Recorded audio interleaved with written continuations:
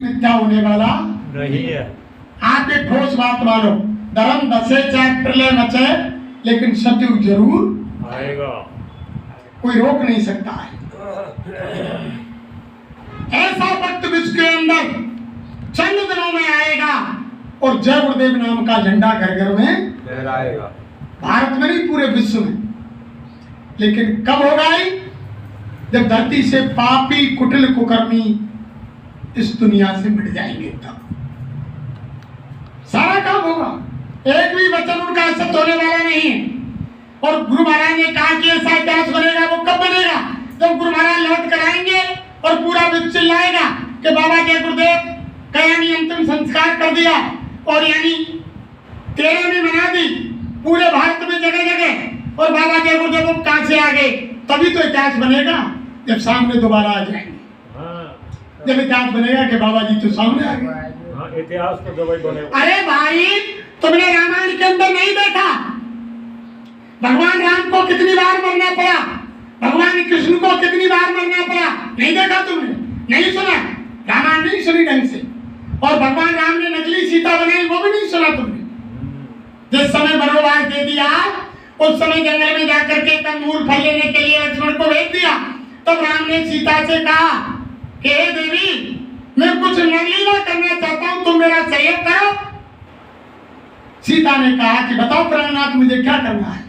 कि सुनो सिए तुम सुबह सुशीला, हम कछु करन चहत नर लीला, प्रिय तुम करो अग्नि में बाचा, और जवान करूं निशाचर नाचा, ये मरम लक्ष्मणों नहीं जाना, और जो कुछ चरित रचो भगवान।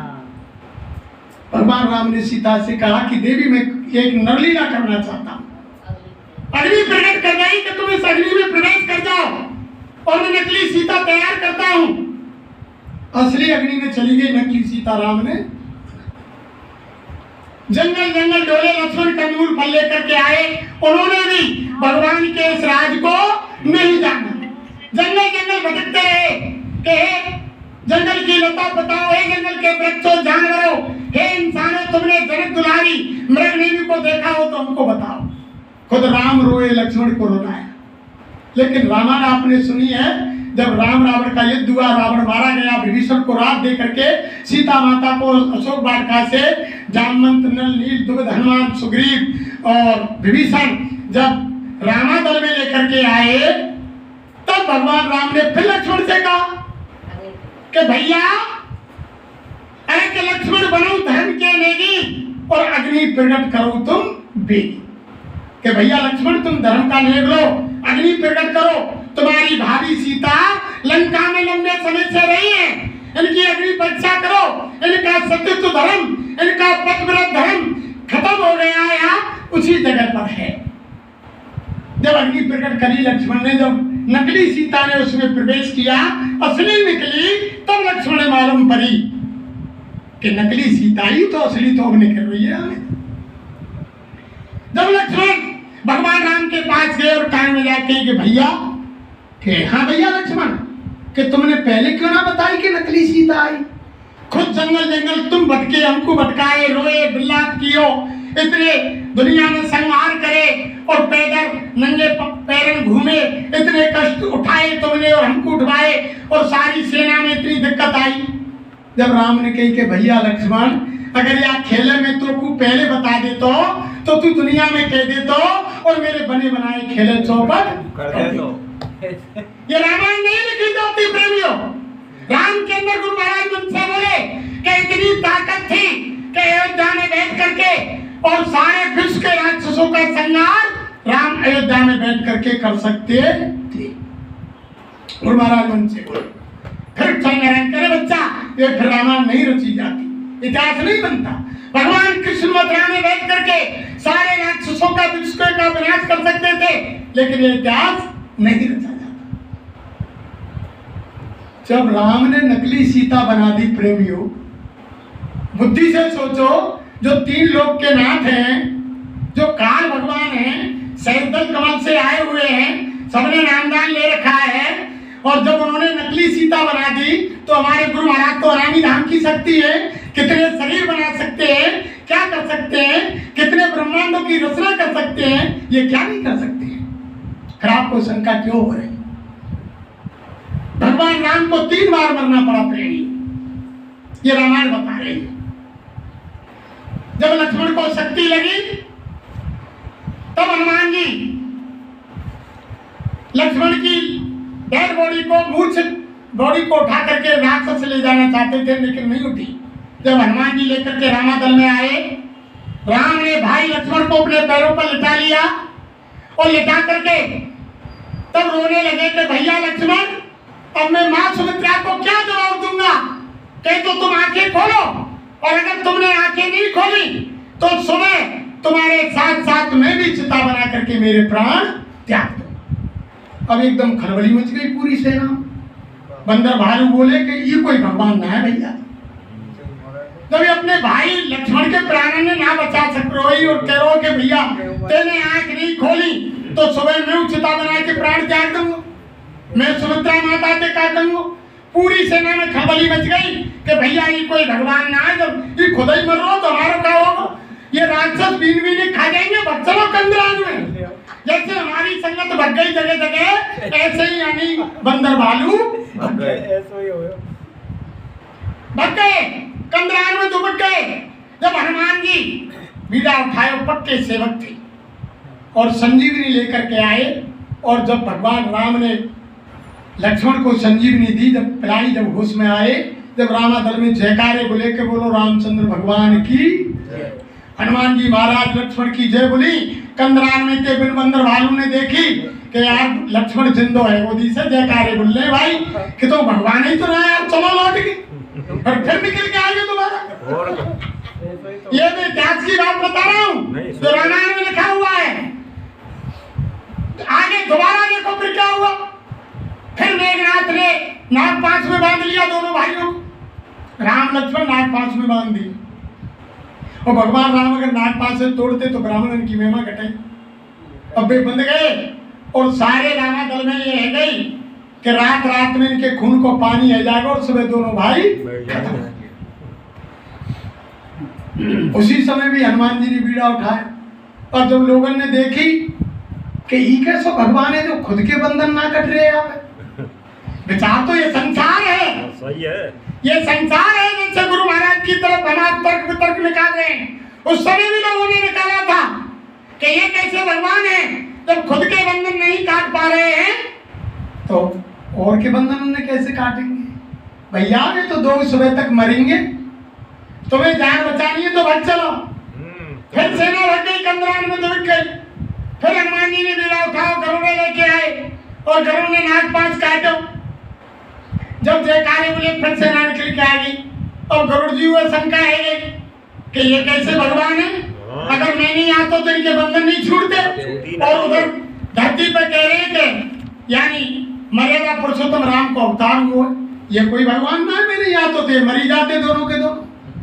जब रास्ता में उछलते कूदते गरुड़ जा रहे, जो शंकर भगवान मिले, जो रामायण में लिखा है कि गरुड़ मिले मार्ग में मोही और कमर भाग समझाऊं।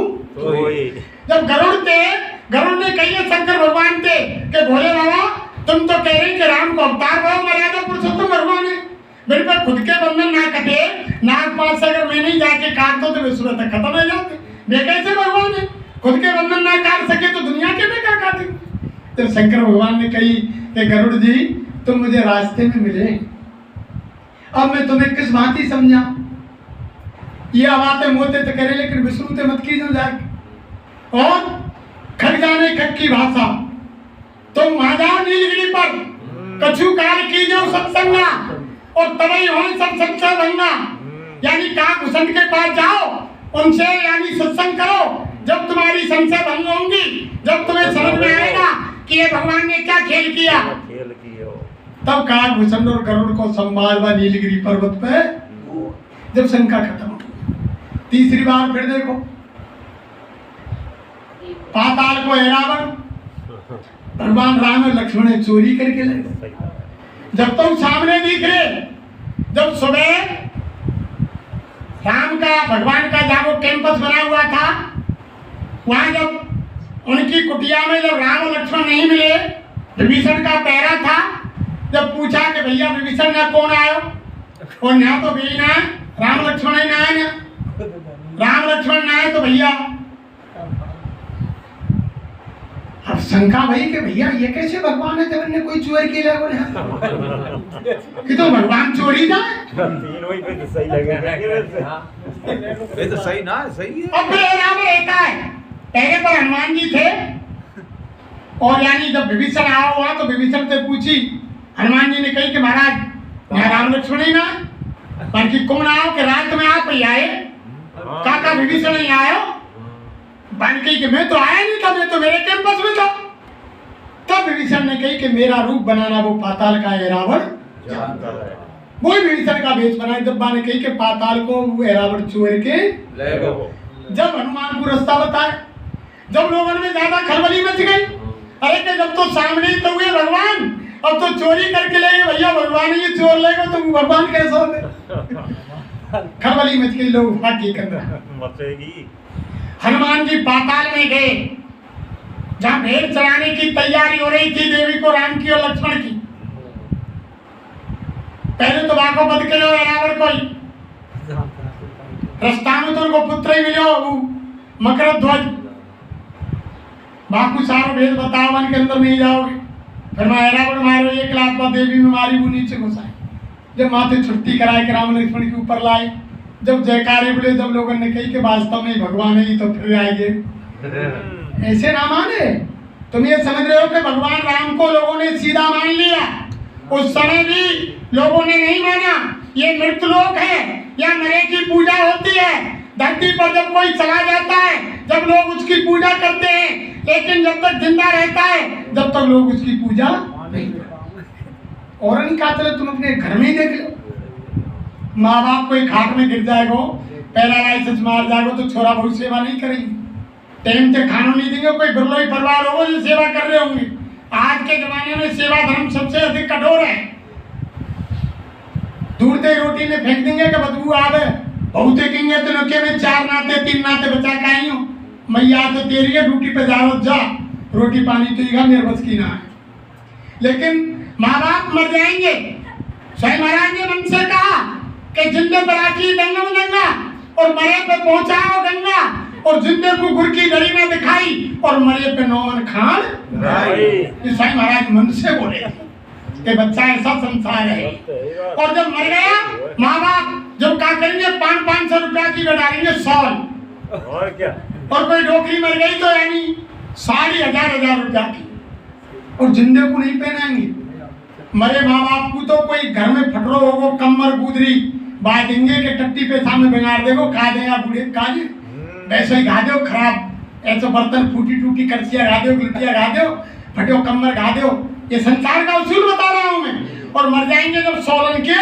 लाइन लेकिन महात्मा क्या कहते हैं कि जीते जी का सारा मेला शान और ये शौकत है और जीते जी के रंग महल है जीते जी की रौनक है ना कुछ लेकर आया बंदे ना कुछ लेकर जाएगा ओ नदामत वाले इंसान मिट्टी में लाज चलेगी नंगी तेरी भंगी कपड़ उठाएगा ओ नदामत वाले इंसान मिट्टी में ये तो जीते जी का है अगर जीते तो तुम सोलन में देते तो डोकरा आशीर्वाद देते जीते जी माँ को साड़ी पहनाते नहीं तो वो आशीर्वाद देती अड़ोसी को पड़ोसी को रिश्तेदार को बहू को जब मरे पर डाल रहे तो वो तो थोड़ी देर पीछे आग में चला दिए जाए 2, 4, 5, 10 हजार को सामान अग्नि के हवाले कर दिया जाए ये संसार का उसूल चल रहा है और अब दादा माँ की तस्वीर बन गई जिंदे पे तो पूजा ना करी सुबह ही पूरा परिवार इकट्ठा हुआ नावा नहीं करी तो क्या लाला आजा अगरबत्ती जोला दियो जोला पहले तस्वीर पे आरती उतारी अगरबत्ती घुमाई और लंबे ठेके हाथ जोड़ के घर परिवार को बेटा कह रो कैसे करो हमारे दादा की अम्मा की तस्वीर है इनको हाथ जोड़ो नमन करो कब कर रहे हैं जब तस्वीर बन गई है जाओ ये संसार का उसूल है जिंदी तस्वीर को नहीं करे जिंदगी को नहीं किया ये संसार का उसूल है ऐसे ही भगवान धरती पर आए लोगों ने ना भगवान को माना ना संत महात्माओं को माना यानी संत सम्राट की खाल खींची गई पलटू साहब की झोपड़ी में आग लगा दी गई और ईसा मसीह को क्रूस पर लटका दिया गोसाई महाराज को काशी में नहीं रहने दिया मीराबाई को झेल दिया और गुरु नानक साहब से कई साल लोगों ने चक्की पिसवाई गोविंद सिंह के बच्चे गुरु गोविंद सिंह के बच्चे दीवार में किसी महापुरुष को संसार वालों ने नहीं बख्शा, भगवान को नहीं बख्शा। जब धरती पे चले गए, आज भगवान राम की कृष्ण की मंदिर बनाकर हम डंका बजा रहे कि हरे रामा हरे कृष्ण, लेकिन धरती पर आए जब उनको लोगों ने नहीं। भगवान कृष्ण को 2 बार मरना पड़ा। काली घर पर गए, वो प्रसंग आपने सुना होगा। वो सेम गए थे क्योंकि काली घर में कालिया नाग था, और वो यानी कई योजन से जीव की परछाई को देख करके जल में खींच लेता था और उसको खत्म कर देता था। भगवान काली घर पे गए, उनके श्री दामा सुदामा सारे सखा उनके साथ गए और कहा कि भैया आज अजूबा खेल खेलें। तब इनकी कि ऐसा कौन खेलोगे भैया कन्हैया, कि आज हम अजूबा खेल खेलें। जब गेंद को खेल खेलो तो मान के कोई खेला और देना मारो कि नहीं आज अजूबा खेल होगा। और भगवान ने टोल मारे और वो गेंद काली देह में गई। अम्मा श्री दामा बोले कि मैं तो मेरी बाई गेंद लगूं, मैं तो खेल था ना। और बोले कि भैया और बनवा देंगे, काली देह में सब खा जाएगा कन्हैया, मार देगो या में ऊपर से ही खींच ले या में काई खंडावेगा। नहीं भैया मैं तो बाई गेंद लगूं। हाँ ये लंगो भगवान को तो खेल था, भगवान बुद्धि पर बैठ गए। भगवान कृष्ण काली देह में कूद गए। जब काली देह में कूद गए, पूरे उनके सखा थे, खलबली मच गई कि भगवान कृष्ण गए और नाग देवता वैसे जीवित नहीं। बच्चे नंदगाम गोकुल बरसाने में खबर पहुंच गई मथुरा में के भगवान काली देह में कूद गए। अम्मा कई दिन तक कालिया नाग का, ये हमारा इतिहास बता रहा है, कई दिन कालिया नाग का भगवान कृष्ण का युद्ध उस काली देह में हुआ। अम्मा लोग आए रोज ही के वापिस लौटे। सबन ने कही कि कहाँ दे रहे हो अब कृष्ण, वो तो काली देह में नाग खाएगा और खत्म है गो, कौन को रो रहे तो चलो। लेकिन जो सच्चे भक्त थे वो वही टिके रहे और उन्होंने कहा कि ये भगवान है, ये धरती पर अवतार लेकर आए हैं धर्म की स्थापना के लिए, भक्तों की रक्षा के लिए, राक्षसों के विनाश के लिए, ये ऐसे जाने वाले नहीं। वहां बैठे रहे जब तक भगवान बाहर निकल करके नहीं। और फिर खेलते है संगत में है, उस समय भी बैठे रहे। जब भगवान कई दिन युद्ध करने के बाद जब नाग के फन पर बैठ करके ऊपर आए, जब लोगों ने जयकारे भगवान कृष्ण के लगाए, जब सारी पब्लिक आएगी कि वास्तव में ये तो कालिया हुए नाथ लाया और जिंदो आएगा, वास्तव में ये भगवान नहीं। भगवान के लोग क्या किए, माखन चोर है, बदमाश है, ग्वारिया है, किसी ने भगवान को भगवान नहीं। दूसरी बार फिर देखो, जरासंध और भगवान कृष्ण का युद्ध मथुरा में 17 बार हुआ। सबने इतिहास सुना है, 17 बार युद्ध हुआ। जब 16 बार युद्ध हुआ जरासंध का और भगवान का, तो जितने राक्षस जरासंध घेर कर लाता सबको भगवान मार देते, जरासंध को छोड़ देते। तो मथुरा वृंदावन नंदगाम गोकुल बरसाने के लोग दिल में विचार करे कि इनको जो सरदार है ये कहूँ आते जबरदस्त है, आते कन्हैया ये छोड़ दे यार देर वेर में, और उन्हें छोटे मोटे में मार दे। जब ये आज सामने आ गए जब छोड़ के बन गया। लेकिन ये कारण नहीं था प्रेम, भगवान का ये लक्ष्य था कि अगर मैं जरासंध को खत्म कर दूंगा तो दुनिया के राक्षसों को घेर समेट कर कौन लाएगा, फिर मुझे जगह जगह जाना पड़ेगा। अब मुझको सुविधा हो रही है, ये बाकी रह जाए, सबन ने फिर घेर के लाओ और ना मथुरा में खत्म कर दो, फिर यहाँ छोड़ दो, फिर ही लाओ फिर खत्म कर दो। जब 17वीं बार युद्ध होने जा रहा था प्रेमी, जरासंध ने घोषणा कर दी कि मैं आ रहा हूं मथुरा पर चढ़ाई करके, कृष्ण तैयार है। और जब नंदगाम गोकुल बरसाने के और मथुरा के लोगों ने सुनी वे कृष्ण के ढंगाए, सब बड़े बड़े मुड्ढ मुड्ढ आदमी बोले मान कि भैया, ओ भैया कृष्ण, मान कि हाँ बोलो भैया, कि तू हमारी बात माने वो समाज की, कि बिल्कुल मानूंगा बुजुर्ग की, ऐसी बात थोड़ी है कोई। तो भैया देख, तू पे मार काट के लड़ाई के सिवा कोई दूसरा काम, खुद मरे हमने मरवा दे, खून की नदी बहावे भैया, हम तो तोते आगे भैया, तेरे हाथ जोड़ दे, तू मथुरा छोड़ के चलो जाए तो हम तो सुख ही सो जाए। इतिहास की बात बता रहा। जब हाथ जोड़े भगवान कृष्ण के तो भगवान ने कही कि लोग मुझे नहीं पहचान पाए। जब 17वीं बार जरासंध आयो, कोई नहीं मारो, और बलदाव को हाथ पकड़ के जरासंध गुजरात के सौराष्ट्र के पहाड़ की तरफ चले। आगे आगे बलराम और यानी कृष्ण, कुछ उनके सच्चे भगत नंदगाम गोकुल बरसाने के, कि जहां भगवान जाएंगे वहीं हम जाएंगे। वे भी संग चल दिए। ऊपर पहाड़ के ऊपर चढ़ गए, पीछे से जरासंध और जरासंध के सारी राक्षसों की सेना। अब कुछ बुजुर्ग भगवान कृष्ण के साथ ही नीचे रह गए, जिन पर ऊपर ना चढ़े हुए। जरासंध ने चारों तरफ से घेरा पहाड़ को। गर्मी का दिन था, जब आग लगा दी पहाड़, धू धू करके पहाड़ जल गए। भगवान कृष्ण और बलदाऊ योग शक्ति से निकल के अपने साथियों सहित और पानी में द्वारका बसा गए। और जब पहाड़ जल गए तो जरासंध मथुरा वृंदावन नंदगाम के जो लोग खड़े नीचे बरसाने के, उनसे पूछी कि तुम कहाँ के? कि हम भैया माँ के। कैसा आए? या छैया के संग तो ना आए? अगर यहाँ के संग हो तो बताओ। बू वहां चले गो, वहीं तुमने पूछा। जब डर के मारे कहे कि ना भैया हम तो तमाशा देख रहे हैं। तो मैंने कहा ऐसा करो, अभी उल्टे पाँव में लौट जाओ वापस। अबे लौट के उल्टे नंदगाम गोकुल बरसाने मथुरा में आए। बिन्ने कह दी कि भैया जरासंध ने पहाड़ में आग लगा दी, कछु हमारे साथी चढ़ गए और बलदाऊ कृष्ण चढ़ गए, बेबा में धू धू करके जल गए और 2 भैया खत्म। भगवान कृष्ण और बलराम की मथुरा में वृंदावन में नंदगाम गोकुल बरसाने में 13 भी मना गई। रोज ईद के बैठ गए सबके सब। कई साल हो गई जब लोगों ने मालूम पड़ी कि भगवान कृष्ण और बलदाऊ जीवित हैं द्वारका में। फिर कभी बंसी नहीं बजाई। फिर भगवान कृष्ण ने सुदर्शन चक्र उठाया और राक्षसों का सर्वनाश, उनको भी मरना पड़ा लोगों की नजरों में। मर गो कृष्ण, बलराम मर गो। नजरों में ऐसे ये है, नजरों में ये को 2012 में गुरु महाराज ने खेला खेल और सारी संगत हो गई फेल। सही है। सबके सब ये भाई मृतलोक है। यहाँ मरे की पूजा होती है, जिंदे की पूजा नहीं करते। हमारी ये माता देवी मंदिर में जाती है नाग पंचमी के दिन, गणेश चतुर्थी के दिन।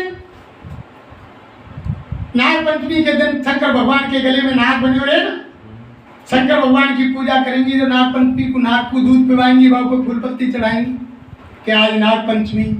और घर में हमारे कोई जितो सांप गिरावे तो डंडाते ही छोड़ेंगे नहीं वहां कोई। अड़ोसी पड़ोसी बुला के जिंदे सांप डंडाते ही खत्म। वहां पत्थर के की तो पूजा कर रहे हैं और जिंदे डंडाते। ऐसे गणेश चतुर्थी के दिन गणेश महाराज को बहाने मूसक, गणेश जी पूजे तो वह मुंह से चूहा हुआ पूजे। और अगर कोई माता देवी घर में झाड़ू पोछा कर रही हो, कोई चूहा निकरावे जिंदो तो काकर की बात झाड़ू ही खत्म। पत्थर के की तो पूजा कर रही और जिंदे की मार रही है। ये संसार का उसूल है। ये संसार का उसूल है। यहाँ मरे की पूजा होती है, जिंदे की पूजा नहीं होती है। जब जब धरती पर संत महात्मा यानी अवतारी शक्ति आई, लोगों ने सबको नकारा। संसार वालों ने बड़ी बड़ी यात्राएं दी, लेकिन महात्माओं ने महापुरुषों ने अब तक नहीं किया और तो धरती से अपना काम करके चले गए। जब लोग उनकी पूजा, ये संसार का उसूल है। इसलिए आप बाबा जी के वचनों पर भरोसा करें। वही है जो आए हुए हैं, जमाने में हलचल मचाए हुए। छोटी मोटी ताकत नहीं प्रेमी, बहुत बड़ी शहंशाह के शहंशाह। ये छोटी मोटी ताकत इस शरीर में नहीं। स्वयं महाराज ने मुझसे कहा कि मैं हूँ अदम अनाम अमाया, रहूं मौज में अदर समाया, मेरा भेद कोई नहीं जाने और मैं ही कहूँ तो कहने में। इनके भेद को कोई जानने वाला नहीं। और हम तुम कह रहे हैं कि हम जान गए। और बाबा जी कह रहे हो कि 20 साल मेरे गले में ताबीज बनकर तुम 24 घंटे रात दिन लटके रहे, फिर भी तुम बच्चा नहीं बता सकते कि बाबा जी की खोपड़ी में क्या है। इनकी बात को कोई जान सकता है? जिनकी एक आवाज पर यानी अगम अलग सप्तलोक और यानी सारे ब्रह्मांडों की रचना और अंडपिंड सारी रचना इनकी आवाज पर है। अगर संत महापुरुष मंच से अगर एक शब्द झूठ निकाल देंगे तो सारी सृष्टि खत्म। इसलिए इनकी वाणी कभी भी झूठ सत्य असत्य में परिवर्तित नहीं होती, हमेशा सत्य वाणी बोलते हैं। एक एक वचन महापुरुषों का सत्य होता है। और हम तुम कह रहे हैं कि बाबा जी चलेंगे। इसलिए सभी गुरु भाई बहनों से यही हाथ जोड़ के विनती प्रार्थना है कि मालिक के वचनों पर भरोसा करो। स्वामी महाराज ने बार बार कितनी कहानियां सुनाई, लेकिन हम आप नहीं समझ पाए। स्वामी महाराज ने कितनी कहानी सुनाई कि एक शहर में अकाल पड़ा हुआ, और अकाल पड़ा तो राजा महात्मा के पास गया। महात्मा ने कहा कि अरे बच्चा, वो यज्ञ कराओ, यज्ञ हवन कराओ, जब तुम्हारे अकाल खत्म होगा। आकर मंत्री से कहा कि मंत्री जल्दी ब्राह्मण का इंतजाम करो। मंत्री गया, कोई कुएं से स्नान करके तिलक छापे लगाकर लोटा डोल लेकर आ रहा था कि भैया कौन है तू? पंडित है कि हमें ब्राह्मण के महाराज बुला रहे। महाराज ने कहा कि अरे ब्राह्मण देव जल्दी हवन की तैयारी करो, सामग्री बताओ। उन्होंने सामान लिख दिया। अब हवन की तैयारी हो गई। अब वो पंडित बेचारा कुछ वेद मंत्र जानता नहीं था। अब वो कह रहा कि क्या करूं क्या नहीं करूं, क्या करूं क्या नहीं करूं, समझ जाए और क्या करूं क्या नहीं करूं, क्या करूं क्या नहीं करूं। जब 10-5 दिन है गए, जब राजा ने कही कि बदस्तूर है मंत्री, जहाँ बदस्तूर चल रहा है लेकिन प्रजा में कोई सुख शांति नहीं है, कि महाराज एक पंडित से कछु ना हो, दूसरे को इंतजाम करो। अरे कि मंत्री जाओ दूसरा लेकर आओ, सिपाहियों को भेजो। फिर दूसरा पकड़ना है। अब दूसरे ने कही कि पहले देखूं तो सही, बाबू को आसन लगा दियो, कहीं क्या कह रहा हूं। अब बानी देखी तो पहलो पंडित कह रहा हो क्या जाप करूं क्या नहीं करूं, क्या जाप करूं क्या नहीं करूं। अब दूसरा कह रहा हो कि ये करे सो मैं करूं, ये करे सो मैं करूं। अब उनको भी 15 दिन हो गए प्रेमियों। जब राजा ने कहा कि अरे मंत्री, कोई शांति प्रजा में नहीं मिल रही है, कैसा जाप कर रहा है महाराज? 2 पंडितों से काम नहीं चल रहा है, कोई तीसरे काम पर खिलाओ जल्दी करो। जब तीसरे बुला के लाए, माने भाव का आसन लगा दी, माने कि पहले इनकी देखूं या ये कहा गया। तो पहले कह रहा है कि क्या जाप करूं क्या नहीं करूं, क्या जाप करूं क्या नहीं करूं। और दूसरा कह रहा है कि ये करे सो मैं करूं, ये करे सो मैं करूं। अब तीसरा कह रहा है कि ये धांधली कब तक चलेगी, ये धांधली कब तक चलेगी, ये धांधली कब तक चलेगी। अब जाप चल रहा और हवन में सामग्री कोई शांति नहीं मिली प्रेमियों। ये सही महाराज ने मन से सुनाई, कोई शांति नहीं मिली। जब मंत्री को राजा ने फिर बुलाया कि मंत्री, कोई प्रजा में सुख शांति नहीं है, कोई राहत नहीं मिले, कैसा जाप चला के महाराज? त्रिदोष लगो, त्रिदोष। तीन ब्राह्मण, चौथा बुलाओ, जब त्रिदोष खत्म हो। फिर किस बात की देरी, सिपाहियों को भेजो। जब चौथा पंडित आयो, वो बैठ को आसन पे बन गई, देखो तो सही। तो पहले कह रहा हो कि क्या जाप करूं क्या नहीं करूं, क्या जाप करूं क्या नहीं करूं। दूसरा कह रहा हो कि ये करे सो मैं करूं, ये करे सो। तीसरा कह रहा हो कि ये धांधली कब तक चलेगी, ये धांधली कब तक चलेगी। और चौथा कह रहा हो कि जब तक चले जब तक सही, जब तक चले जब तक सही। और चारों को जाप चल रहा और हवन में सामग्री गिर रही है। अब उधर फिर राजा ने मंत्री बुलाया कि मंत्री 4 पंडित हो गए, तो जाप से कोई भी वो नहीं आ रहा है। आज हमसे आकर जाप देखेंगे कि कैसा जाप हो रहा है। अब मंत्री भटके आओ कि जाप तो कुछ ही ना कर रही है, ये तो वैसे ही सामग्री हमरे, कोई मंत्री ना बोल। अब जोर जोर से चिल्लाने लगे, माने मंत्री ना कह दे कि राजा साहब आ रहे हैं और तुम जाप में तेजी से बढ़ा दो, सामग्री हम दे दमादम। अब ये कहने लगे कि क्या जाप करूं क्या नहीं करूं, क्या जाप करूं क्या नहीं करूं। दूसरा कह रहा है कि ये करे सो मैं करूं, ये करे सो मैं करूं। तीसरा कह रहा हूं कि धांधली कब तक चलेगी, ये धांधली कब तक चलेगी। चौथा कह रहा हूं कि जब तक चले जब तक सही, जब तक चले राजा आगे जब तक। इतने देर में राजा आगे, राजा ने कही कि हम चल रही अब तक धांधली नहीं चलेगी। जब गुरु महाराज धरती पे आ जाएंगे, जब सारी धांधली मिट जाएगी।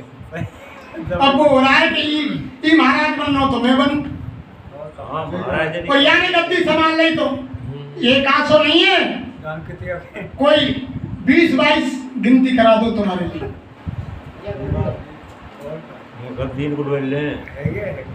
ये सारी चीज, ये चीज उस समय भी बनी थी। मैं आपको समय है अभी, अरे 1.5 घंटा हुआ है अभी। उस समय देखो जहाज बताए 8वें गुरु सिख धर्म के हरकिशन सिंह महाराज थे। तेग बहादुर महाराज हुए, 10वें गुरु गुरु गोविंद सिंह हुए। उस समय एक दिन हरकिशन सिंह महाराज का सत्संग चल रहा था। एक माखन शाह नाम के शेर थे जो फेरत से और हिंदुस्तान पानी के जहाजों द्वारा व्यापार करते थे। वो निकल कर जा रहे थे। उन्होंने सुना कि दुनिया में कोई किसी की मदद नहीं करे तो सतगुरु एक ऐसी शक्ति होती है, अगर किसी ने सतगुरु को देखा नहीं, अगर सच्ची आत्मा से सतगुरु को पुकार लगा दी तो वो हर जगह उसकी मदद। तब उन्होंने सत्संग सुनते सुनते माखन साहब ने सुन लिया। उन्होंने जहाज पानी का लाभ दिया और उस समय हरकिशन सिंह महाराज ने कुछ समय के बाद ही संगत से कह दिया, सत्संग चल रहा था कि बच्चा अब हमारा काम हो गया, अब हम हमारे धाम के लिए जाने की तैयारी कर रहे हैं। समय बता दिया कि कल परसों हम चले जाएंगे। तब संगत ने पूछा कि जी हजूर, फिर इस गद्दी का गुरु वो सतगुरु कौन होगा? तब हरकिशन सिंह महाराज ने कहा कि बच्चा, वो बच्चा उसमें मिलेगा। कौन सा गांव बताया वो? ध्यान से, यानी वहां मिलेगा। गांव का नाम बता दिया। जब लोगों ने गांव का नाम सुना प्रेमियों कि वहां मिलेगा, तो एक ही परिवार के 22 लोग गद्दी बनाकर बैठ गए गांव में कि गुरु महाराज ने मुझको कहा है, मैं पूरा सतगुरु हूं। वो कहे कि गुरु महाराज ने मुझको कहा है। 22 गद्दी लगा दी प्रेमी। 22 गद्दी लग के तैयार हो गई, अपनी अपनी दुकान चलाने लगे। अब उधर क्या हुआ प्रेमियों, माखन साहब ने जहाज लग दिया। जब रास्ते में जहाज ला रहा था, उसी जहाज में वो बैठ गया। समुद्र में तूफान आया, भूचाल आया, ज्वार भाटा आया, भूकंप आया, जहाज डगमगाने लगा। अब ये हो गया कि जहाज भी डूबेगा, तेरे प्राण भी जाएंगे। तब उन्होंने सब देवी देवता जिसकी पूजा करते थे, जिस भगवान को मानते थे, सबको याद किया। जब किसी ने मदद नहीं की तो उनको वही सत्संग याद आया कि सतगुरु एक ऐसी शक्ति होती है, अगर जहां तुम उसको याद करोगे वो हर मुसीबत संकट में तुम्हारी मदद करेगा।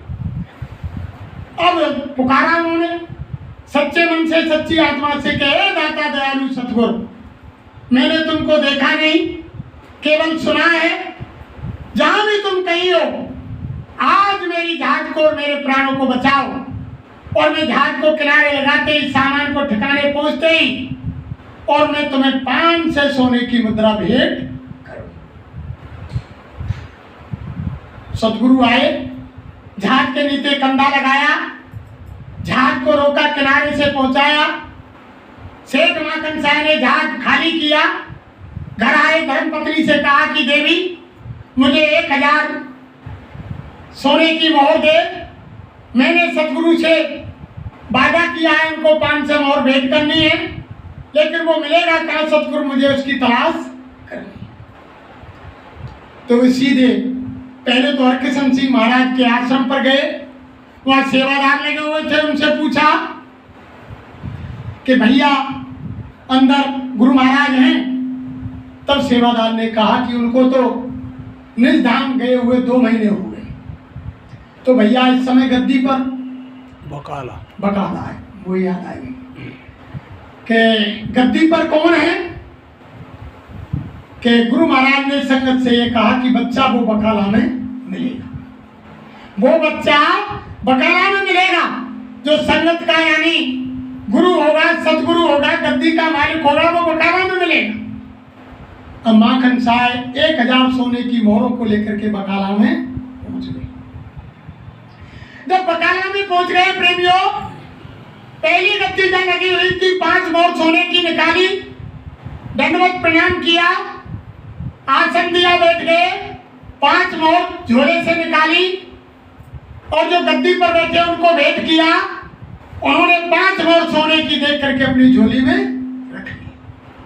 माखन साहब ने कहा कि ये सतगुरु, अगर सतगुरु होते तो मुझसे कहते कि बच्चा तुमने वादा तो 500 का किया है, तुम वादे से मुकर रहे हो, 5 मोहर क्यों दे रहे हो? इनने तो सहज सुबह 5 मोहर अपने जेब में डाल। ऐसे ही 22 गद्दी क्रॉस कर दी प्रेमी। 22 गद्दियों में घूम गए माखन साहब, सबने 5-5 मोहर रख ली। माखन साहब ने कहा कि ये गद्दी के मालिक गद्दी गुरु, ये सतगुरु नहीं है। अगर ये सतगुरु एक भी होता तो कहता कि 500 मोहर का वादा किया है बच्चा, 500 मोहर दे, 5 क्यों दे रहे हो? निराश हो गए माखन साहब। आगे गांव में बड़े बकाला में एक बुढ़िया जा रही थी 100 साल की। बुढ़िया से पूछा कि अम्मा 22 गद्दियों के अलावा यहाँ कोई भी और सतगुरु है? बालकी बेटा एक है जो चुपचाप, किसी को मालूम नहीं, वो रात दिन भजन करता रहता है। तेजा है, तेजा उसका नाम। खाने को खपरा नहीं और रहने को छपरा नहीं, टूटी सी झोपड़ी में भजन करता है। इधर चलेगा बेटा, वो तुम्हें मिल जाएगा। माखन साहब तेजाजी महाराज के पास जाकर के तेजाजी महाराज के पास जाकर के पहुंचे। साधना में बैठे हुए थे, पैर स्पर्श किए, दंडवत किया, सामने बैठ गए। कुछ देर बाद साधना से हटे और कहा कि बच्चा कैसे आना हुआ?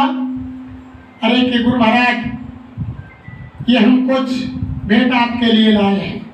चद्दर डाल रखी थी कंधों पर। तेग बहादुर महाराज बैठे हुए थे। जब 5 मोहर भेंट की, तेग बहादुर महाराज ने हाथ में लिया और कहा कि बच्चा, तुम कहीं विचार करो, वादे से तो नहीं मुकर रहे हो? वादे से तो नहीं मुकर रहे हो? कि जी हजूर कैसे? अरे कि बच्चा देखो, चद्दर को फेंक दिया। कि बच्चा देखो, जब तुम्हारी जहाज डूब रही थी उस समय तुमने सतगुरु को आवाज लगाई, उस समय तुमने पुकारा। मैं मेरा आसन छोड़ के तुम्हारी जहाज के नीचे गया और ये मैंने कंधा लगाया। आज भी मेरे कंधे में कील का निशान बना हुआ है, ये देखो घाव हो रहा है। और तुम 5 मोहर भेंट कर रहे हो? तुमने वादा 500 मोहर का किया है बच्चा। माखन साहब ने सारी मोहर निकाल करके तेग बहादुर महाराज को सौंप दी और ऊपर एक दूसरे की छत पर अटारी पर चढ़ गए और गांव बकाला में आवाज लगाई, ए गांव वालों, गुरु मिल गए, गुरु मिल गए। सारा गांव इकट्ठा हो गया। तब माखन साहब ने कहा कि भैया ये 22 गद्दी लगी हुई है, ये कोई यानी सतगुरु नहीं है, भक्त का भक्त के सतगुरु है, तेजाजी महाराज है, यही है। देखो मैं इनको जाना नहीं, मैंने इनका सत्संग सुना नहीं, मैंने इनके गुरु हरकृष्ण सिंह महाराज का यही सब सुना कि जब कोई मदद नहीं करे तो सतगुरु को पुकारना। मैंने सतगुरु को पुकारा और डूबते जहाज में इन्होंने कंधा लगाया। आज भी इनकी कंधे को देखो निशान बना हुआ है, ये भक्त के सतगुरु है और गद्दी के यानी ये मालिक। उस समय आवाज लगाई जब तेग बहादुर महाराज को गद्दी पर बैठाया गया। तो ये तो हर समय ऐसा चला है। अब भी उसमें एक तो व्यास में है, एक दिल्ली में है। दिल्ली में संत कृपाल सिंह भये, उसके बाद दर्शन सिंह भये, उसके बाद अब राजेंद्र सिंह महाराज हैं और यहाँ भी कई गद्दी हो गई। यहाँ डेरा व्यास में, वहाँ भी 2 फाट हो गई। ये तो हर समय यानी जगह जगह होता रहता है। लेकिन आप अपनी बुद्धि से निर्णय करो, विचार करो, यानी सतगुरु सतगुरु होते हैं, इसलिए आप धोखाधड़ी की कोई इसमें बात नहीं। मालिक के वचनों को पहचानो और धोखा खाने की बात नहीं।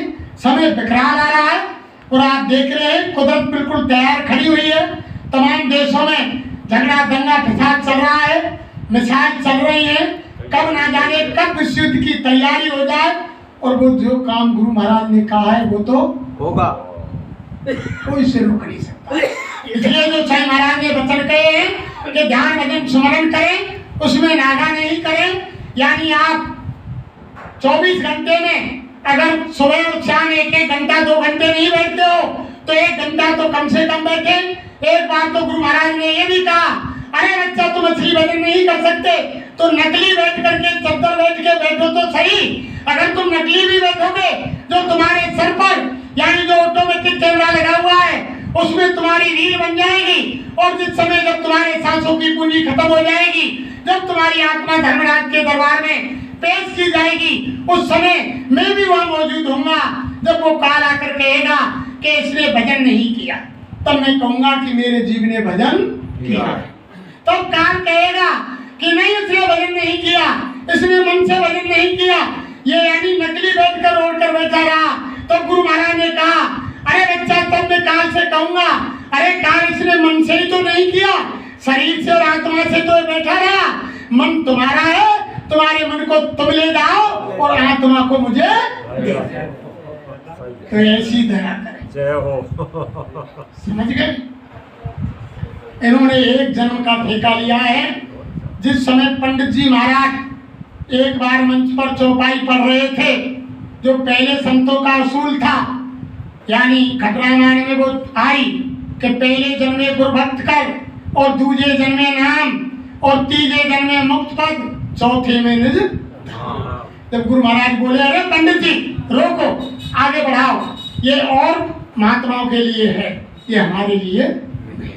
हम तो एक जन्म का ठेका लेकर के आए। ये गुरु महाराज ने कहा कि हम तो एक जन्म का ठेका लेकर के आए हैं। ये 4 जन्म का ठेका यानी खटरामायण में और महात्माओं के लिए लिखा है।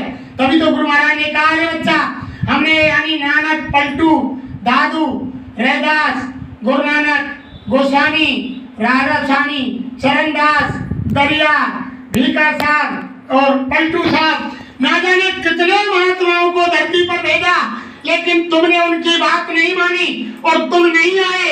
अब की बार में स्वयं तुमको लेने के लिए आया, और एक एक का बदला लेने के लिए मैं संसार वालों से।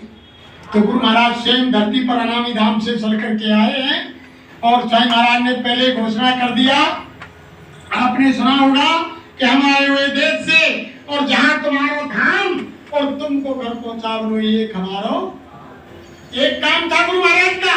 कोई गुरु महाराज को किसी काम से मतलब नहीं, यानी कोई जीव कहीं पकड़ना था, काफले निकाले, इसीलिए निकाले।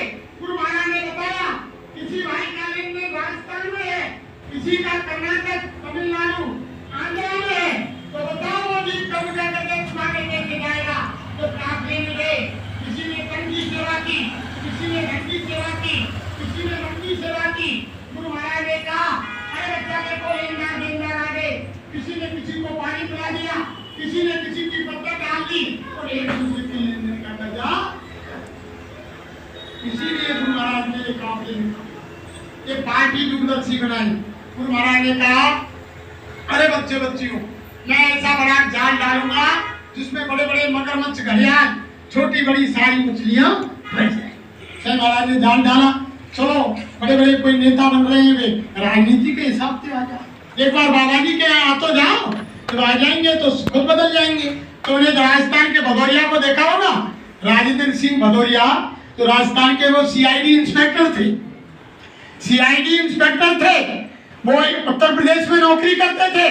तो वहां से उनको स्वामी जी महाराज की इंक्वायरी के लिए भेजा, तुम यानी उनकी जांच करो, बाबा के गुरुदेव जी कौन है। जब राजेंद्र सिंह भदौरिया जी आए बाबा जी की जांच करने के लिए, स्वामी महाराज मन से बोल गए, अरे बच्चा देखो, बहुत से बच्चे हमारी जांच करने के लिए आए हुए हैं। और जब सत्संग सुनाया तो भदौरिया नाम नाम लेके बाबा जी को चेला काट वैली हो, काट वैली, काट वैली और कहाँ की बाबा जी की सीबीआई जांच, यानी खुद की जांच है, काट पे लिए है। तो छोटी मोटी पावर नहीं है प्रेमियों, ध्यान से देखो इनको, ध्यान से इनकी शक्ल मिलाओ, हर समय, हर पल, हर घट ये तुम्हारे साथ हैं। लेकिन स्वामी महाराज ने कहा, अरे बच्चा, तुम करते वही हो तुम जो तुम चाहते हो, लेकिन होता वही है बच्चा, मैं चाहता हूं। लेकिन फिर क्या कहा, अरे बच्चा, करो तुम वही जो मैं चाहता हूं, और फिर होगा वही जो तुम चाहते हो। पहले इनकी बात को मानो, वो करो, और फिर जो तुम कहेंगे वही बात, इनकी बात को मानो। अरे ऐसे मत सब पावर मत समझो। गुरु महाराज तो हर तरह से देखो, एक बार एक धनीमानी प्रेमी एक संगत में था, अच्छे घर का रईस था। पहले समय की बात है, सावन सिंह महाराज उस समय की तो भंडारा लगा हुआ था आश्रम पर। वो धनीवानी व्यक्ति आश्रम में आ गए, उस पर मुसीबत आने वाली थी। सतगुरु ने देखा कि ये बीमार होगा, मुसीबत आएगी। देखो गुरु महाराज ने मन से कहा होगा, तुमने सुना होगा कि महात्मा जब नामदान देते हैं तो जीव के क्रियामान कर्म और संचित कर्म का खाता धर्मराज के बही से निकाल करके फेंक देते, फाड़ देते हैं। प्रारब्ध कर्म में महात्मा छेड़छाड़ नहीं करते, गुरु महाराज बोले। लेकिन इतना जरूर करते हैं, जो उनकी बात को मानता है, उनके बताए रास्ते पर चलता है, ध्यान भजन सिमरन करता है, गुरु के आदेश का पालन करता है, तो रामायण में भी लिखा हुआ है कि महामंत्र मन विषय ब्याल के और मेटत कठिन को अंक भागे। गुरु महाराज ने कहा जब कोई बच्चा महापुरुषों की बात को मानता है तो उसके 86% कर्म प्रारब्ध के भी महात्मा खत्म कर देते हैं, यानी सूली का कांटा बना देते हैं। एक्सीडेंट होना है, पहाड़ टूटना है, पैर कटना है, उस चौराहे पे एक्सीडेंट होगा, उस गाड़ी होगा, उच्छल होगा, उस गाड़ी से होगा, वही संयोग बनेगा, वहां वो जीव जाएगा, एक्सीडेंट होगा। लेकिन गुरु का बंदा है, ध्यान भजन सिमरन करता है, बात को मानता है, टक्कर होगी, पैर कटने के बजाय खरोंच आए, बच जाए। इतनी राहत करते हैं महात्मा, छोटी मोटी राहत नहीं करते, इतनी राहत करते हैं। जब वो आश्रम में आ गया, धनीवानी बंदा शेरवानी पहन रखी थी, गुरु महाराज के सामने आया। गुरु महाराज को देखते ही सकल, स्वामी महाराज कहते थे ना, अरे कि बच्चा मैं तुम्हारे सिर पर हाथ धर के देख लेता हूँ कि तुमको क्या तकलीफ है, तुम्हें कहने की जरूरत नहीं है, मैं सब देख लेता हूँ। जैसे डॉक्टर हाथ पकड़ के नवज देख लेता है बैठ, ऐसे मैं सब देख लेता हूँ कि बच्चे को क्या तकलीफ है, मैं सारी बीमारी देख लेता हूँ। तो सतगुरु महाराज ने देख लिया कि इस पर मुसीबत आने वाली है। उस बंदे से बोले, अरे बच्चा तुम यहाँ आ गए भंडारे में, अरे बच्चा भंडारे से बाल्टी उठाओ और वो सामने कुआं है और बाल्टी में पानी लाओ और पानी ला करके भंडारे में डाल दो, और जब तक जो भंडारे में कार्य कर रहे हैं वो मना नहीं करें तब तक तुम पानी डाल देना। गुरु आदेश। अब वो धनीवानी व्यक्ति था, वो तो पैसे से काम करवाता था, लेकिन गुरु के आदेश को मान करके 2 बाल्टी लेकर के कुएं पर पहुंच गए। जैसे ही कुएं पर गया, प्रेमियों पानी भरा और दोनों बाल्टियों को दोनों हाथों में लेकर चला। पानी बाल्टी से झलका, मिट्टी में गिरा, मिट्टी और पानी मिलकर के उसकी शेरवानी खराब हो गई, दाग धब्बा लग गए। एक चक्कर लाया और किसी दूसरे प्रेमी से कहा कि भैया तेरी मजदूरी होगी जो मैं दे दूंगा, लेकिन तू भंडारे में पानी भर दे। गुरु का आदेश है। अब देखो दया को ठुकरा रहा है, दया को ठुकरा रहा है। गुरु महाराज को दया देना चाहते हैं, बीमारी को अलग करना चाहते हैं, लेकिन दया को ठुकरा रहा है। अब उसने दूसरे प्रेमी, वो तो सेवादार था, जब उसने सुना कि भंडारे में गुरु का आदेश से पानी डालना है तो वो बेचारा वो लग गया और दोनों बाल्टी ला करके पानी, भंडारा समाप्त हो गया, कार्यक्रम पूरा हुआ, घर चला गया। 2-4 दिन बाद ऐसा साथ बीमार हुआ कि यानी पलटी 10, ऐसी हालत खराब हो गई, अस्पताल में जाकर के भर्ती होना पड़ा। अब उसी बैग में टट्टी पेशाब करे, हालत जीर्ण हो गई। जब कुछ प्रेमी मिलने गए, उन्होंने देखा कि इस गुरु भाई की तो ये तो बहुत धन की सेवा करते थे, संगत में ये क्या हालत हो गई। गुरु महाराज से जाकर कहा कि मालिक वो हमारे अमीर भाई साहब पैसे वाले वो अस्पताल में बीमार है, हालत खराब है। अरे बच्चा ऐसा क्या हो गया, वो जानते थे सब, वो अरे को डालना चाहते कि भंडारे में पानी डाल देगा, शरीर से सेवा कर देगा तो बीमारी टल जाएगी, लेकिन बात को नहीं माना। तो गुरु महाराज अस्पताल में गए, सिर पर हाथ रखा, आँख खोली, जब बोले अरे बच्चा अब ये क्या हो रहा है, टट्टी पेशाब पलटी तुम कर रहे हो, वो पानी का और मिट्टी का छींटा वो बढ़िया था कि ये बढ़िया है। गुरु महाराज बोले जो खाट में तुम टट्टी पेशाब पलटी कर रहे हो ये गंदगी बढ़िया है या वो पानी का और यानी मिट्टी का छींटा तुम्हारे कपड़ों पर पड़ा था वो बढ़िया था? अरे बच्चा मैं तुम्हारी इस बीमारी को टालना चाहता था लेकिन तुम्हें दया को, महात्मा बहुत दयालु होते। तब उसने माफी मांगी कि जी हजूर मुझसे गलती हो गई, मैं नहीं समझ पाया कि आप ये दया यहाँ देना चाहते हैं। वो दया देते हैं हर समय, आप ये मत सोचो गुरु महाराज की दया बदस्तूर हर प्रेमी पर आ रही है। जैसे सूरज निकलता है, सूरज ये नहीं देखता है कि या गंदगी है या पानी है या पहाड़ है या पर्वत है या गड्ढा है या मकान है, वो सब जगह यानी अपनी रोशनी करता है।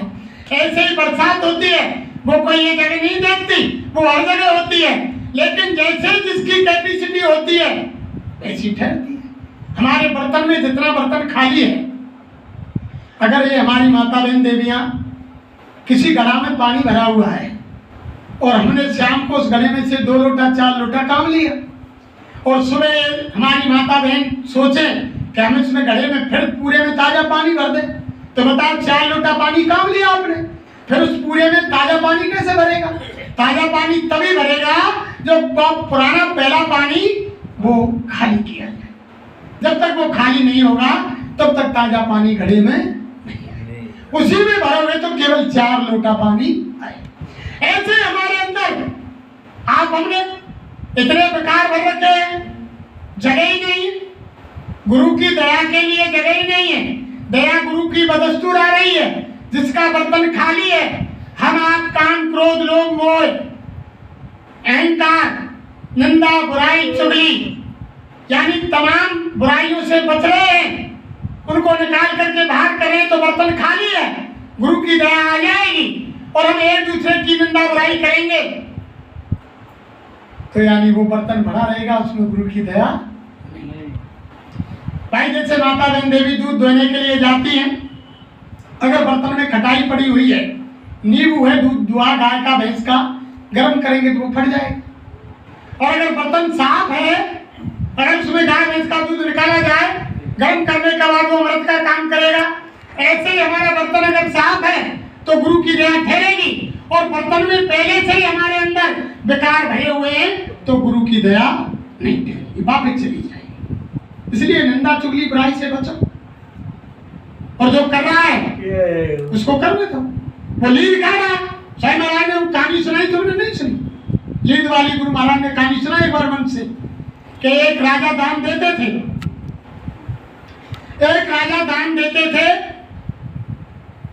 सुबह 10 बजे से 12 बजे तक। अब 12 बज गए, दान देना समाप्त हो गया। अचानक एक महात्मा आ गए दरबार में। महात्मा ने सुना कि ये दान देते हैं, तो जैसे दरबार में पहुंचे राजा गद्दी से उठ गए और वो घुड़साल में आ गए घोड़ों को देखने के लिए। और सिपाही बैठे हुए महात्मा से पूछा कि महाराज कैसे आए हो? अरे कि हम दान लेने के लिए आए हैं। कि महाराज जी दान का तो समय समाप्त हो गया, दान कल मिलेगा। कि नहीं, हम आज दान लेकर जाएंगे। कहें तुम्हारे राजा साहब, हम कल नहीं आएंगे। तो उन्होंने कहा कि घुड़साल की तरफ गए हैं। तो महात्मा घुड़साल में राजा के पास पहुंच गए। महात्मा जी के यानी पैर छुए, दंडवत प्रणाम किया राजा ने कि बताओ महाराज कैसे आना हुआ? कि राजा हम दान लेने के लिए आए हैं। कि महाराज कल दान के लिए आना, आज दान का समय समाप्त हो गया। 10 से 12 बजे तक हम दान देते। कि महाराज मेरे पास इतना समय नहीं है, मैं कल आऊँ, जो कुछ देना है मुझे आप दे दीजिए। कि राजन मेरे पास, महात्मा जी मेरे पास कुछ नहीं है, तुम यहाँ से चले जाओ, कल दान मिलेगा आपको। कि नहीं, हम आप दान लेकर के हम जाएंगे, आप फिर दोबारा चलो हमें दान। जब गुस्सा में आकर के राजा घुड़साल में था, जब एक पसलीद लेकर के महात्मा के कमंडल में, जब महात्मा के कमंडल में प्रेमियों लीड डाल दी तो दान दिया हुआ धन बढ़ता है। यानी तुम किसी की निंदा करोगे, किसी की कत्ल करोगे और किसी जीव की हिंसा करोगे, किसी की एक बार उंगली काटोगे 10 बार कटवानी पड़ेगी, किसी की एक बार गर्दन काटोगे 10 बार कटवानी पड़ेगी, किसी की एक बार बुराई करोगे तो 10 बार आपको सजा भुगतनी पड़ेगी। 1 रुपया दान दोगे तो 1 का 10 मिलेगा। किसी को 1 गिलास पानी पिलाओगे तो 10 गिलास आपको तैयार मिलेंगे। किसी भूखे को 1 रोटी खिलाओगे तो 10 रोटी आपको तैयार मिलेंगी। यानी 10 गुना देते हैं। कोई अच्छे काम का 10 गुना फल और बुरे काम का 10 गुना कुछ भी कर लो। अब महात्मा जी ने ले जा करके लीद अपनी कुटिया के पीछे डाल दी। अब कुटिया के पीछे डाल दी, अब वो लीद बढ़ने लग गई, दिन दूनी और रात चौगनी, ढेर हो गया लीद का। वही राजा एक दिन जंगल में शिकार के लिए गया, प्यास लगी हुई, लौटकर महात्मा की कुटिया पर आ गया। महात्मा के अंदर गया और महात्मा जी से कहा कि महात्मा जी मुझे प्यास लगी है कि कुटिया के पीछे चले जाओ, अब कुइया है और बाल्टी और डोरी है, पानी खींच लो पी लो।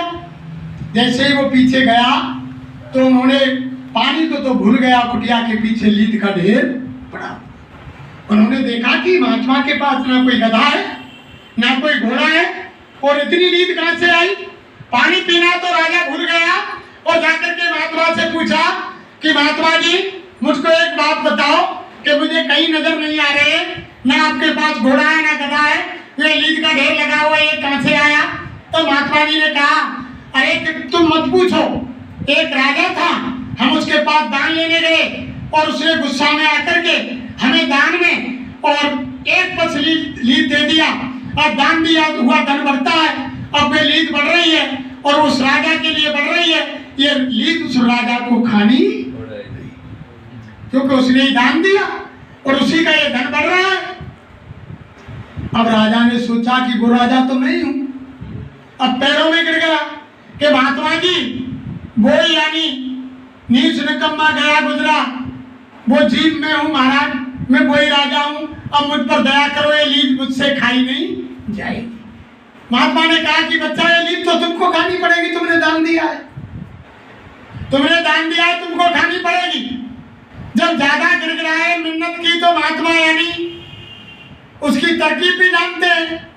तो महात्मा ने कहा कि राजन एक मेरे पास उपाय है, ये बताओ गुरु जी कि तुम्हारे शहर में जाओ, किसी कुएं पे कोई जवान लड़की पानी भर रही हो, उसको उठा करके घोड़े पर बैठा के महल के अंदर ले जाना और तुम खुद उसकी सेवा करना और रानी से कह देना कि वो अपने हाथ से नहलाए धुलाए, उनके कपड़े साफ करे और यानी उनको भोजन बना के दे और उनको पलंग पर बैठा के रखे, नीचे नहीं उतरने दे, बहुत सेवा करे। तब तुम्हारे शहर के लोग सोचेंगे कि राजा बड़ा पापी अन्यायी है और जवान लड़की को कुएं से उठा ले गया और उसकी बदनीयत हो गई और उसने अपनी रानी बना लिया, ये तो बड़ा अन्यायी अत्याचारी व्यभिचारी राजा है। जब सारा शहर तुम्हारी निंदा करेगा तो ये सारी लीद निंदा में खत्म हो जाएगी। अब राजा शहर में आए, राजा ने ऐसा ही किया, लड़की को उठाया, जैसे ही घोड़े पर बैठाया, वहां पानी भरने वाली पनिहारी कहने लगी कि राजा तो बड़ा नेक और धार्मिक था, दान देता था, आज ये इतना अत्याचारी अन्यायी व्यभिचारी कैसे हो गया जो जवान लड़की को जबरदस्ती और अपने महल को ले जा रहा है पटरानी बनाने के लिए। सारे शहर में यानी शोरगुल हो गया, लेकिन वो तो राजा था, उससे कोई क्या कह सकता उससे जाकर के। और सारे शहर में बुराई होने लगी, सब माता बहन देवी भाई लोग बुराई करने लगे कि राजा बड़ा अत्याचारी व्यभिचारी अन्यायी है और जवान लड़की को ले गया। अब उसमें एक कोई गुरु का बंदा था जो जाति का प्रजापति था, उसने निंदा नहीं की, पूरे शहर ने निंदा की और सारी लीद खत्म हो गई। और जब निंदा की कुछ दिन बीत गए तो राजा ने सोचा कि अब महात्मा के आश्रम में चला जाए, देखा जाए कि लीद का क्या हुआ। जब आश्रम में गए, महात्मा जी को दंडवत प्रणाम किया, पीछे जाकर देखा कि वो एक पस लीद बची हुई है। फिर अब वापस लौट कर आए कि महाराज वो ही जो मैंने दान दी उतनी लीद पड़ी हुई है कि तुम्हारे शहर का एक प्रजापति है, वे एक सतगुरु का बंदा है, उसने तुम्हारी निंदा नहीं की है, अगर तुम उससे निंदा करवा दें तो ये भी लीद खत्म हो जाएगी। अब राजा आया, भेष बदल के फटाल कपड़े पहन करके प्रजापति के पास गया। जैसे ही पहुंचा और जाकर उनका बर्तन बना रहा था, उनसे कहा कि भैया प्रजापति भगत, मान की तुमने देखा है यहाँ का राजा कितना अन्यायी है, तुमने सुना है? ओके वो अपना काम करता रहा। राजा कहता रहा कि वो एक जवान लड़की को कुएं से उठा ले गया और बड़ा व्यभिचारी अनुयायी और यानी वो तो बदनीयत है और वो उसने जाकर के महल में अपनी पटरानी बना लिया। बड़ा अन्याय अत्याचार किया है, सारे शहर में शोरगुल हो रहा है, बड़ा पापी राजा है।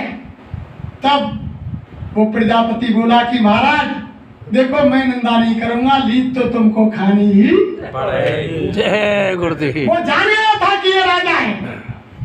तब आकर के फिर आश्रम में आए, फिर कहा कि महाराज वो तो गुरु का बंदा है, वो किसी की निंदा नहीं कर रहा है। उसे कहा कि मुझे कोई मतलब नहीं है राजा कुछ भी करे, मैं लीद को खाने वाला नहीं हूँ महाराज, वो लीद तो तुमको खानी पड़ेगी, मैं किसी की निंदा खा करके लीद नहीं खाना चाहता। आश्रम में गया तब महात्मा को बात बताई तो महात्मा ने कहा कि राजन देख ये लीद तो तुमको खानी ही। अब राजा ने कहा कि महाराज अब मैं क्या करूं, ये लीद मुझसे कैसे खाई जाएगी। जब ज्यादा रोए गिड़गिड़ाए तो महात्मा ने कहा कि बच्चा मेरे पास एक उपाय है। उनकी महाराज वो उपाय करो, जल्दी करो कि तुम जंगल से कुछ लकड़ी कंडा उठा कर लाओ और उस लीद को लाओ और इसको जलाओ, उसकी भस्मी बनाओ। जब वो लीद जलाई गई जब उसकी थोड़ी सी भस्मी बनकर तैयार हो गई, उसकी पुड़िया बना दी और महात्मा ने कहा कि एक पुड़िया मुंह में डाल के एक गिलास पानी पी जाना, ये लीद तो तुमको ही खानी पड़ेगी। तो एक दूसरे की निंदा बुराई करके प्रेमी उस लीद को क्यों खा रहे हैं। जो कोई कर रहा है उसको करने दो, जो कोई जहाँ जा रहा है उसको जाने दो। हमें है काम सतगुरु से, जगत रूठे तो लूटन दे। अगर ना मिलते सतगुरु लेते जन्म दोबारा, और जन्म जन्म का साथ है सतगुरु हमारा का साथ है। अगर ये नहीं मिलते तो राजा ने फिर हमको किस योनि में जन्म दे दिया। नामदान ऐसे नहीं मिलता है, एक जन्म गुरु भक्ति करनी पड़ती है तब जाकर के वो नाम की दौलत मिलती है। ये गुरु महाराज ने हमारे जीवों पर ऐसी दया की कि एक ही बार में आपकी हमारी कोई परीक्षा नहीं ली और नाम की दौलत बख्शीश। आश्रम चढ़ सकते।